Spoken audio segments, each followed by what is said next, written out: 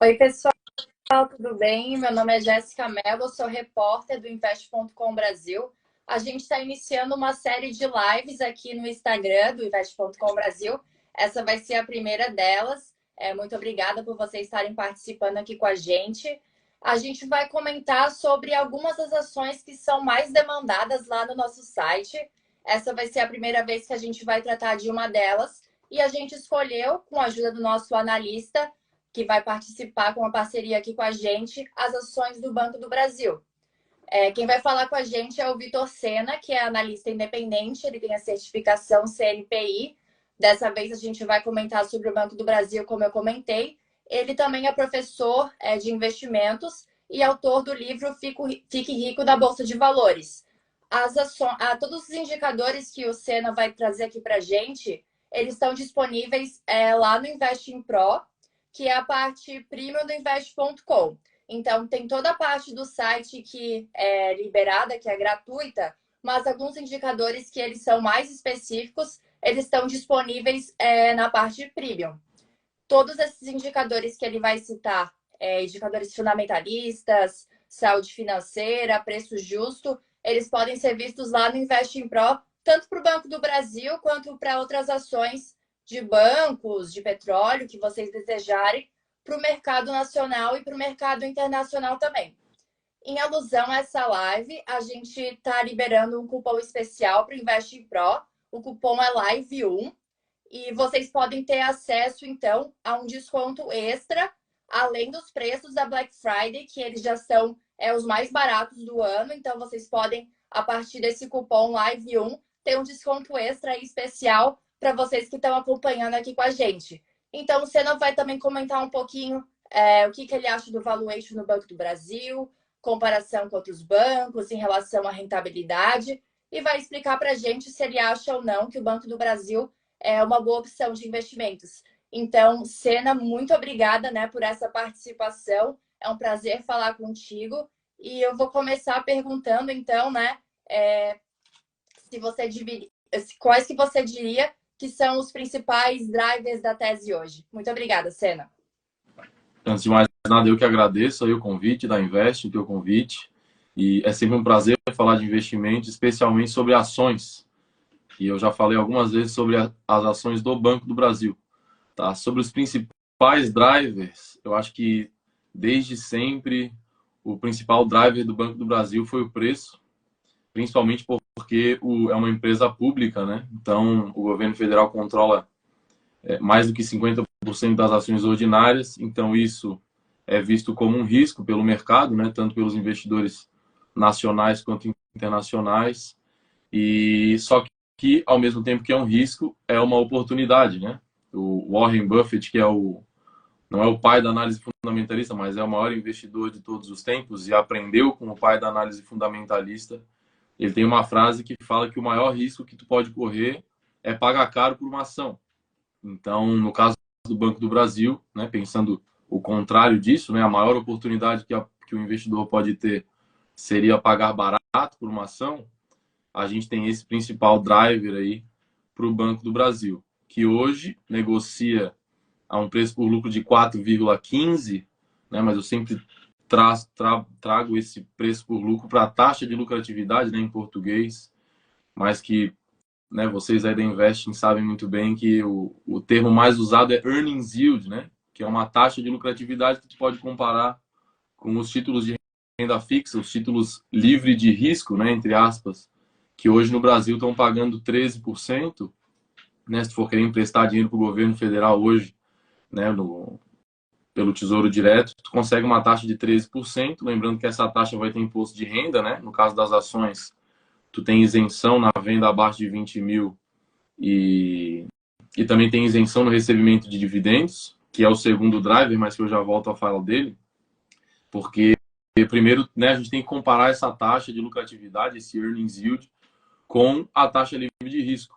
E o Banco do Brasil está pagando 24,09% com base no último resultado e com base no fechamento de ontem. Hoje variou aí 1%, certo, tá um pouco menos, mas que seja 24% ao ano, sendo que paga 8,5% em dividendos livres de imposto de renda, é uma boa taxa. né? Uma margem de segurança que se fala, né? Sobre a taxa livre de risco aí de quase 90%. Então, entre os principais bancos aí, com certeza é o mais barato. Aí vai de cada investidor, né? De como cada investidor vai avaliar esse risco.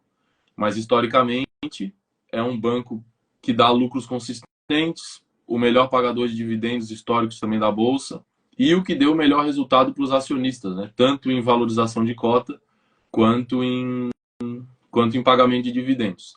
Hoje em dia, tem o Bradesco aí despontando nos dividendos, mas é porque o Bradesco ele sofreu muito na crise de 2021 e foi o banco mais afetado na crise de crédito das americanas em 2022, ali de 2022 para 2023. Então desvalorizou muito, né? Eu até trouxe aqui cadê? A valorização, a diferença de valorização do Bradesco com os outros bancos, né? O Bradesco em 2022 caiu 6, enquanto o Banco do Brasil subiu 33 e o Itaú subiu 23. Eu trouxe outros dados depois ao longo da live aqui, a gente vai trazendo que é bem interessante isso, né? E em 2023 o Banco do Brasil subiu 74, enquanto que o Bradesco subiu só 24. Então teve quase 100% aí de diferença de valorização entre um banco e outro. Isso fez com que o Bradesco ficasse muito desvalorizado, então proporcionalmente os dividendos que ele pagou durante os últimos 12 meses está acima do Banco do Brasil hoje. Mas historicamente não é o que acontece. Por isso que como segundo driver eu citaria justamente a política de dividendos, porque quem já investe, quem já é investidor do Banco do Brasil, né, eu já invisto no Banco do Brasil faz mais de 10 anos, inclusive se eu tivesse feito melhor, ou feito mais o feijão com arroz, investido mais em Banco do Brasil do que em outras teses mais mirabolantes, né, que pareciam que iam dar mais retorno, eu teria ganho mais dinheiro provavelmente, que o Banco do Brasil tem uma taxa de retorno média bem boa aí.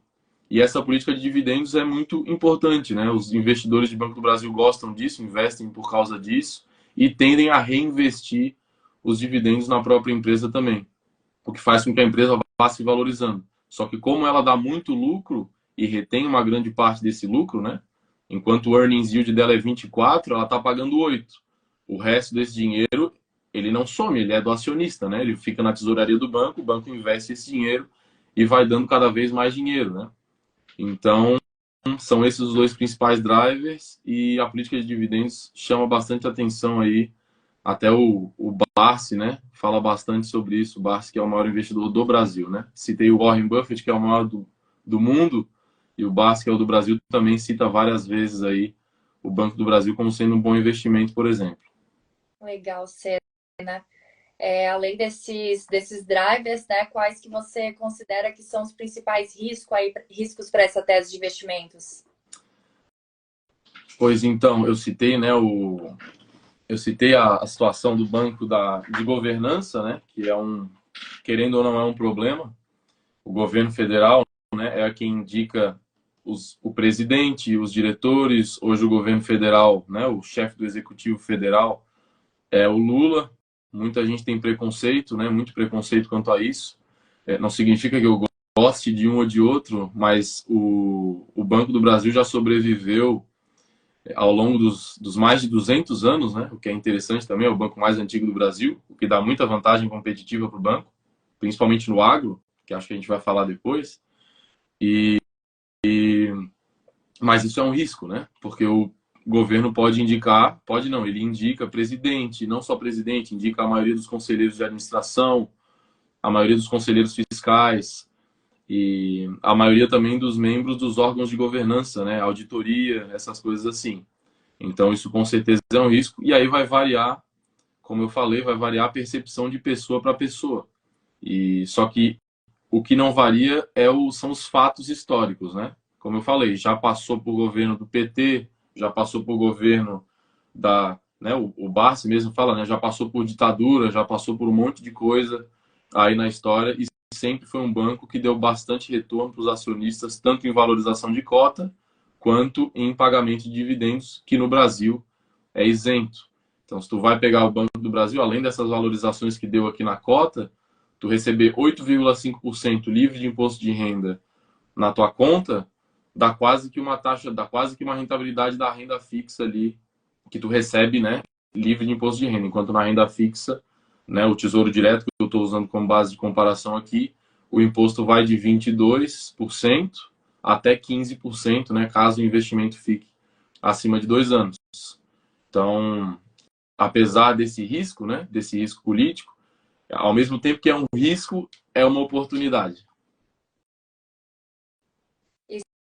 Cena, durante esse último resultado, muitos relatórios de analistas mencionaram aí uma cautela em relação às provisões no agronegócio, depois na call de resultados a administração tentou amenizar esses receios, né? Como é que você viu essa situação? Acredita que é um fator de risco, é um fator que ainda vai ser monitorado nos próximos balanços? Como é que você enxergou esse cenário? Então, o PDD, né, que não é mais PDD, é PCLD hoje em dia, do agro, causou um aumento ali de 6 bilhões do acumulado do ano passado para esse ano. Realmente é um aumento bem grande, né, 30% de aumento.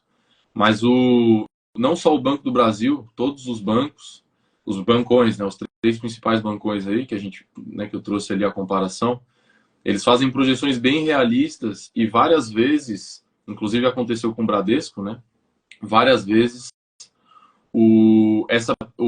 a provisão ela volta para o lucro. A provisão ela é descontada do lucro, então já está no resultado. O lucro que o banco deu ali já está descontando essa provisão. E caso essa provisão tenha sido acima do que, né, o banco do Brasil ele tem essa característica de ser um banco bem conservador.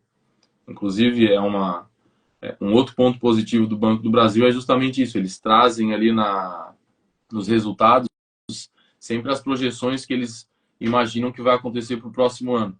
E na maioria das vezes eles acertam dentro da faixa, né? Eles dão uma margem ali de erro e na maioria das vezes eles acertam.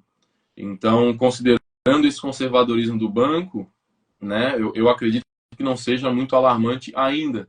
Agora, se continuar subindo essa taxa de inadimplência, aí, claro, né, tudo tem um certo limite. Mas mesmo com essa taxa de inadimplência e com essa provisão que já está descontada como despesa do lucro líquido, o banco deu um retorno muito bom para os acionistas, né? Por isso que está negociando tão barato e não só negociando barato, mas também a comparação não sem considerar o preço, né? A eficiência mesmo, o lucro que o banco gera comparado ao patrimônio que ele tem, ele está acima até do Itaú. Então, o Banco do Brasil esse ano aí que está passando, ele está sendo o vencedor, digamos assim, entre os bancões, né? Aí, mas assim, por enquanto não é nada alarmante. Já está provisionado, foi considerado no lucro, foi um aumento de 6 bi, né? Sendo que o lucro foi de 10 bi. Vamos ver aqui na ferramenta da Investing Pro, cadê? 9 bi no último trimestre, né? 9 bi, 35 bi nos últimos 12 meses. Então é mesmo sendo 6 bilhões ali, se considerar dos últimos 12 meses ali de 30 bi que seja, ainda está aceitável. Lembrando que, como eu falei, já está descontado. E caso essa provisão não venha se concretizar lá na frente, caso o banco consiga recuperar esse crédito, volta para o lucro do banco. Então pode ser que ainda volte um pouco dessa provisão. E mesmo que não volte, o resultado do banco ainda assim está muito bom, com índice de eficiência do mesmo nível até do Banco Itaú, que dentre os bancões é o mais eficiente.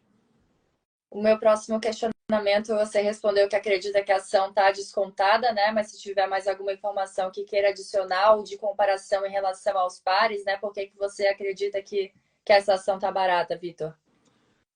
Eu falei do preço por lucro, né? Que é o principal. Tem outro indicador que é muito importante que aí sim, eu tinha falado do pai da análise fundamentalista, né? Que é o Benjamin Graham, que ele gostava muito de usar o PB, né? Que é o Price to Book, que em português é o PVP, que é o preço dividido pelo valor patrimonial. É o valor de mercado da empresa dividido pelo valor do patrimônio líquido da empresa. Eu sempre faço a comparação com pessoas, né? Para quem está assistindo entender depois, que a gente tem que imaginar, né? O balanço de uma empresa é o ativo de um lado, que são os bens e direitos, e do outro lado é o passivo, que são os deveres e obrigações. Então, ali nos bens e direitos tem, né, tudo. De cada empresa vai variar, né? Claro, mas tem a força da marca, tem os imóveis, né? O Banco do Brasil, né? Alguns bancos mais novos não, mas No caso do Banco do Brasil, os imóveis têm uma relevância bem grande no balanço do banco ali. E a gente consegue comprar o Banco do Brasil hoje com desconto sobre o valor patrimonial. Então, tu desconta ativo menos passivo, que sobra o patrimônio líquido. É o ativo livre de dívidas. Digamos que eu tenha uma casa de 400 mil, um carro de 100 mil, né? Uma empresa que envolve um imóvel de 400 mil, um carro de 100 mil, e eu faço entregas e dou um lucro de, no caso do Banco do Brasil, de 100 mil, né? 20% está o ROI, mais ou menos hoje. E isso se for... Ah, não, isso se fosse o ativo. Mas, enfim, 500 mil de ativo, se eu tivesse uma dívida de 300 mil, o patrimônio líquido é só 200 mil. Então, a dívida já está descontada ali. Né? Muitos analistas, inclusive, começam a falar de preço sobre ativo, mas aí está desconsiderando o passivo, que é muito importante, né? Mas no caso do PVP, é o ativo livre de dívida já. E mesmo assim, o banco negocia hoje com 17% de desconto, tá? Que é uma faixa aí boa, tá? Boa, é um desconto, não deixa de ser um desconto, mas o Banco do Brasil já negociou abaixo desse valor, tá? O que mostra até uma certa aceitação do mercado mesmo, uma tolerância, digamos assim, com esse risco, que está dando mais valor para o banco na comparação com o patrimônio líquido. Mas, no meu ponto de vista, considerando que a eficiência do banco está boa, a evolução dos lucros também está boa, né? O lucro nos últimos 9 meses subiu 4% acima da inflação, que aí parece pouca coisa, né? Mas considerando que é uma empresa gigante de 150 bilhões, é um crescimento expressivo e que no longo prazo, se confirmando um crescimento assim com consistência, faz uma boa diferença aí no crescimento de juros sobre juros ali, tanto do lucro que fica retido na empresa, quanto para os dividendos. Então, além do preço por lucro que eu tinha falado, eu estaria também o preço por valor patrimonial, que a empresa está negociando com bastante desconto, e o índice de eficiência, que eu acho que pela primeira vez na história que se vê aqui que o Banco do Brasil bateu o Itaú, que normalmente é apontado como o banco mais eficiente, né? O Bradesco está passando por aquela crise e está com índice de eficiência em 10%, por exemplo, enquanto o Banco do Brasil e Itaú estão em 20% de eficiência. Legal, Sena. Para quem está entrando na live agora, né? Lembrando que a gente tem o preço justo do Investing Pro para as ações do Banco do Brasil e também o alvo de analistas está disponível lá na nossa plataforma. Quem está entrando agora, lembrando que a gente tem o cupom de desconto Live 1 para os participantes. Então, além dos preços promocionais da Black Friday, que já tem aí podem chegar a 55% de desconto na Black Friday antecipada, tem um desconto extra com o cupom Live 1. Então, também agora, né, passando a parte do valuation, né, quais que são os outros destaques que você consideraria nos indicadores fundamentalistas e a situação atual da empresa, Sena? Ali do preço justo, inclusive, né, ele perguntou, tu falou que tem na plataforma Investing Pro, que está bem legal, e o preço justo que tem na plataforma aqui, que eu estava com ela aberta, está em 50,83 no valor da cota, né? Sendo que hoje está 25, então tem um upside aí de 50. E a maioria dos analistas e dos bancos também estão recomendando compra de Banco do Brasil nesses últimos tempos aí. Lembrando que o preço justo é um modelo simples, matemático ali, que, né, não leva em consideração alguns fatores qualitativos aí de governança, como a gente está falando aqui, né? Então, o modelo de preço justo vai usar para o Banco do Brasil e para o Bradesco e para o Itaú, ele não vai estar considerando o risco político que a gente falou aqui, porque ele joga as informações do balanço, né? Não joga, por exemplo, às vezes tem uma empresa que é uma empresa familiar, tu joga uma empresa familiar contra uma outra empresa que tem vários sócios, que tem os sócios diluídos, que é uma corporation, né, que se fala mesmo, né? Quanto mais diluídos são as participações acionárias, quanto mais diluídos são os sócios e menos poder um tem sobre o outro, melhor é para o acionista, né? Tende a ser, porque uma coisa que une todos os acionistas é o lucro.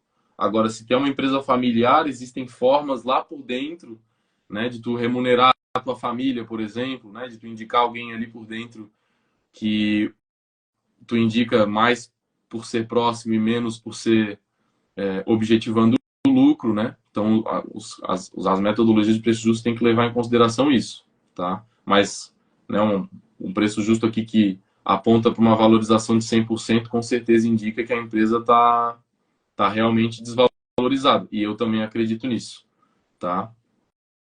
E a pergunta, desculpa, eu fiquei falando aqui qualquer. Indicadores fundamentalistas que você considera relevante, que gostaria de detalhar para a gente, que validam aí essa tese de investimentos?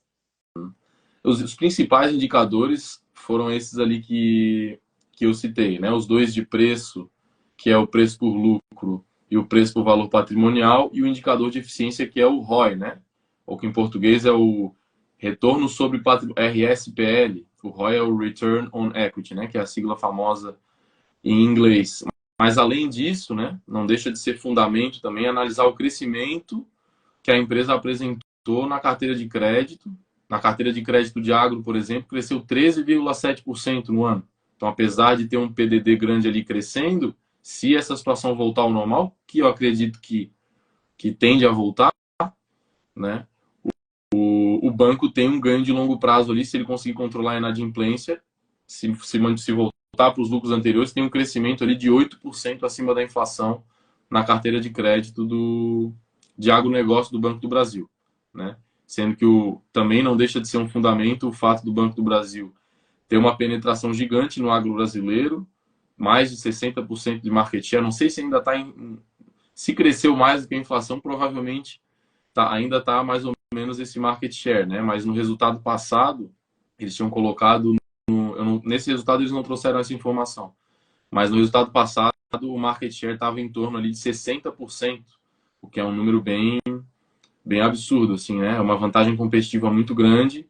E quem pega crédito com o Banco do Brasil, provavelmente, né, são os maiores clientes de agro do Brasil, tende a continuar pegando. O agro é o principal driver de crescimento do Brasil e tende a continuar sendo, né, economicamente, né, no Brasil como nação.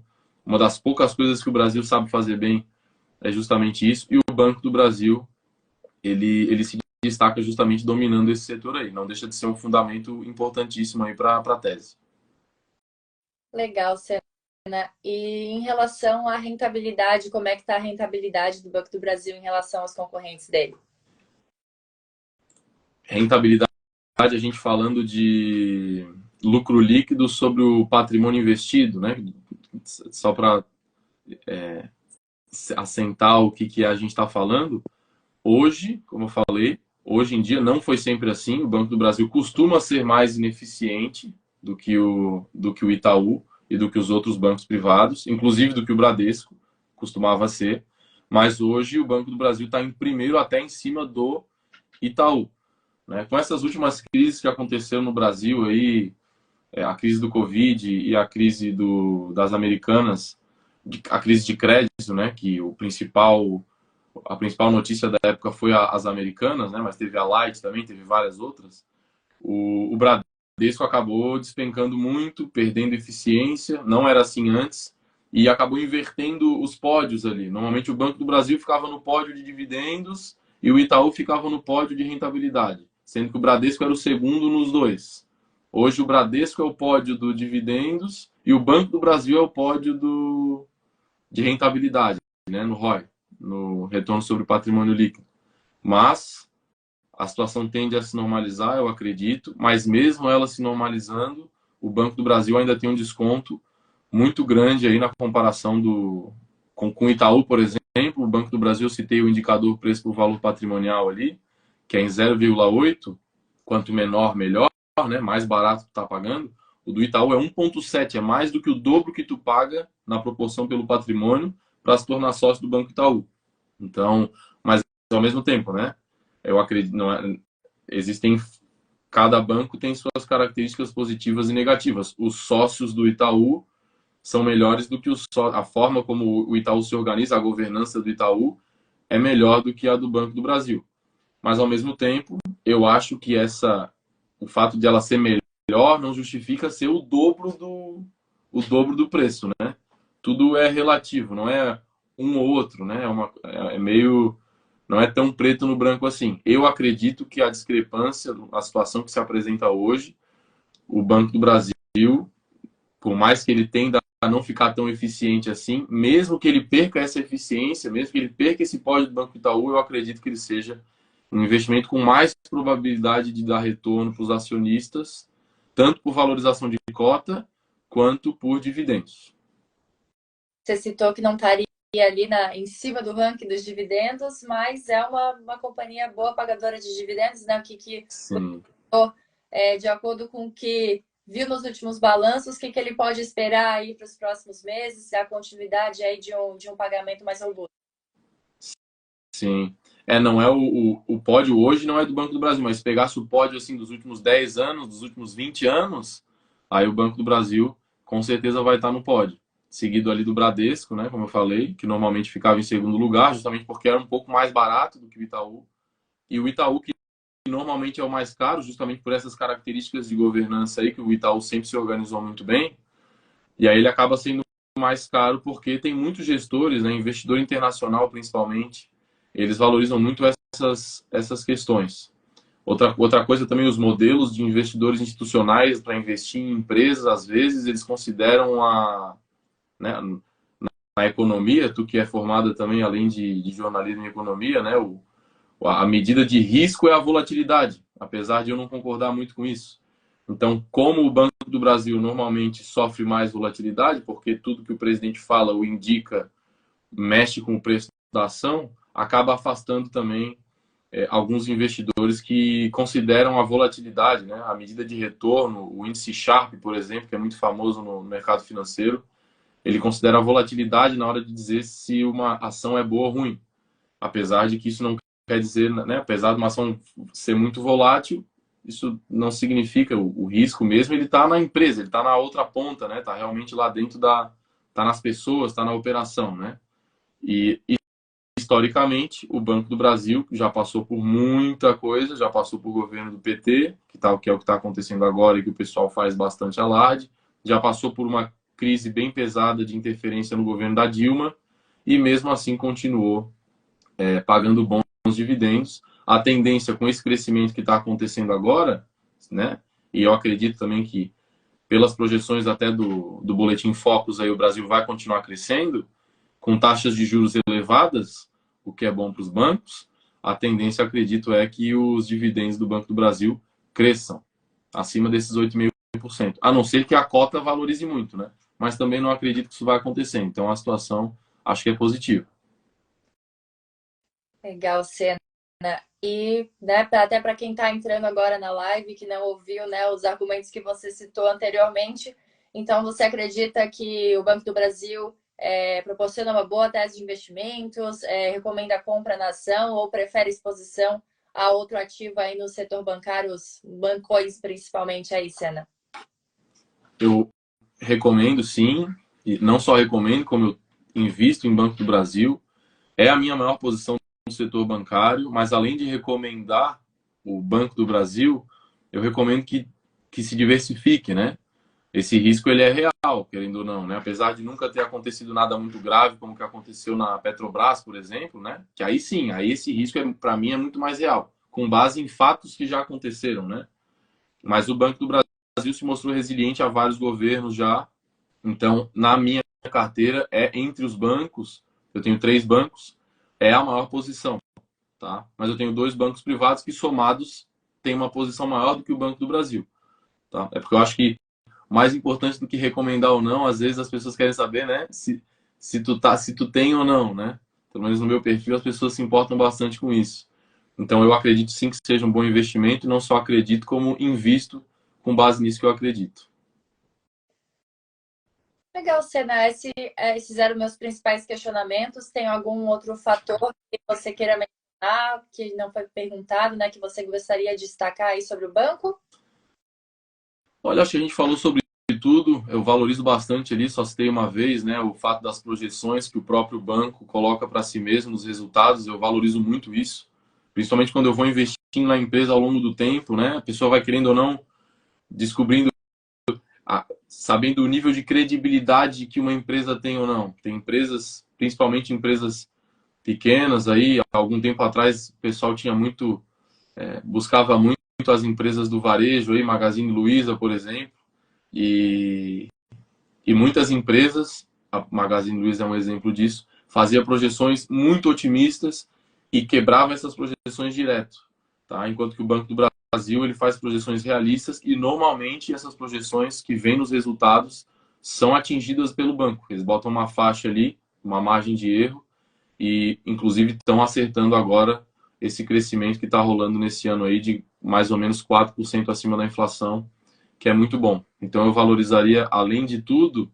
né, mesmo considerando esse risco político, esse preconceito que as pessoas têm, a verdade é que o banco, ele é o Banco do Brasil, ele tem bastante credibilidade aí. Quem é investidor e acompanha sabe que eles fazem as projeções, divulgam, os relatórios são bem apresentados também. Então, por causa disso, e por causa do preço, e por causa da política de dividendos, eu gosto do Banco do Brasil. Esse eram meus principais pontos, Sena. Então, esse foi o Vitor Sena, né, analista independente de ações. Foi um prazer falar contigo, Sena. Muito obrigada aí pelas explicações, trazendo aí os principais apontamentos sobre as ações do Banco do Brasil, que seja a primeira de muitas oportunidades aí para a gente bater esse papo. Eu que agradeço, muito obrigado, estamos à disposição aí. E o Sena estava comentando agora sobre as projeções do Banco do Brasil. Lembrando, como a gente comentou, né, que os dados que ele trouxe estão disponíveis lá no Investing Pro, que é a parte premium no invest.com. Os ouvintes dessa live, eles têm um desconto extra com o cupom LIVE1. A partir desse cupom, você consegue um desconto adicional em relação aos preços da Black Friday, que já estão os mais vantajosos do ano. Aí, então, por tempo limitado, a gente pode usar esse cupom adicional. Além dos indicadores que o Senna mencionou, do preço justo, né, da saúde financeira, esses indicadores fundamentalistas, as projeções para o próximo balanço. Então, as projeções de lucro por ação e de receita para as ações também estão disponíveis lá no sistema. E além desses indicadores, quem preferir estratégias montadas, aí principalmente voltada ao mercado americano, também podem encontrar estratégias lá no Investing Pro. Sena, muito obrigada de novo, né, pela sua participação, por todas as explicações. E aí, por hoje é isso, pessoal. A gente vai encerrando e a gente fica por aqui e até a próxima. Obrigado de novo, boa noite, Jéssica, boa noite para todo mundo aí. Tchau, tchau, valeu!